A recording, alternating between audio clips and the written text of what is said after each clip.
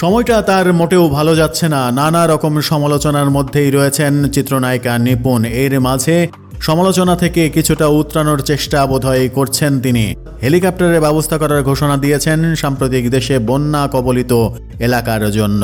বন্যা পরিস্থিতির ভয়াবহতা দেখে হেলিকপ্টার নিয়ে উদ্ধারে যেতে প্রস্তুত ঘোষণা দিয়েছেন এই অভিনেত্রী।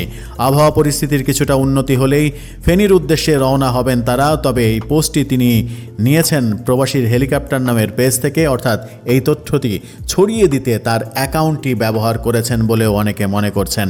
নিপুণ নিজে থেকে হেলিকপ্টারের ব্যবস্থা করছেন নাকি অন্যের প্রচারণা করছেন, এই আলোচনা যখন চলছে। নিজের ভেরিফাইড ফেসবুক পেজে নিপুণ লিখেছেন, সম্পূর্ণ বিনা খরচে আমরা হেলিকপ্টার নিয়ে উদ্ধার করতে প্রস্তুত আছি। ইতিমধ্যেই সকল প্রস্তুতি সম্পন্ন করেছি। আবহাওয়া পরিস্থিতির একটু উন্নতি হলে আমরা ফেনীর উদ্দেশ্যে রওনা দেব। উদ্ধার অভিযানের সুবিধার্থে নিপুণ এমন ভবনের গুগলের লোকেশন চান যে ভবনের ছাদে কোনো তার বা গাছপালা নেই, যেখানে হেলিকপ্টার অবতরণ করতে পারে। এরকম ছাদের ছবি ও ভিডিও চেয়েছেন তিনি।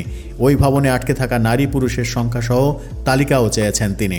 এরকম একটি প্রচারণা সাম্প্রতিক সময়ে চলছে। সেই প্রচারণা নিয়ে এক ধরনের মার্কেটিং করলেন কিনা নিপুণ, সেটি নিয়েও আলোচনা চলছে। নিপুণ লিখেছেন, আটকে পড়াদের মধ্যে মোবাইল বোঝেন এবং দায়িত্ববান কেউ থাকলে তার নম্বর দিন। ছাদে কোনো লাল কাপড় টাঙিয়ে দিন যাতে আমরা উপর থেকে দেখে বুঝতে পারি। পাশাপাশি সতর্ক করে নিপুণ এটাও লিখেছেন, এই জরুরি মুহূর্তে নিরাপত্তার জন্য কোনো পুলিশ বা আমাদের প্রোটোকল টিম হেলিকপ্টার অবতরণের স্থানে পাঠানো সম্ভব নয়। তাই এখন আপনাদের কাছ থেকেই দায়িত্বশীল আচরণ প্রত্যাশা করছি। কোনোভাবেই নিরাপত্তা বিঘ্নিত করা যাবে না, তাহলে আপনার একার কারণে আমাদের উদ্ধার অভিযান বন্ধ হয়ে যাবে। আশা করি আপনারা আমাদের সহযোগিতা করবেন।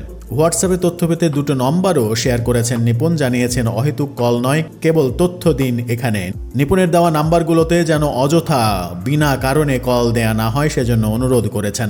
তবে এই বিষয়ে অভিনেত্রী নিপুণ আক্তারের সঙ্গে যোগাযোগ করা হলে তার মোবাইল বন্ধ পেয়েছে বলে উল্লেখ করেছে দৈনিক ইত্তেফাক।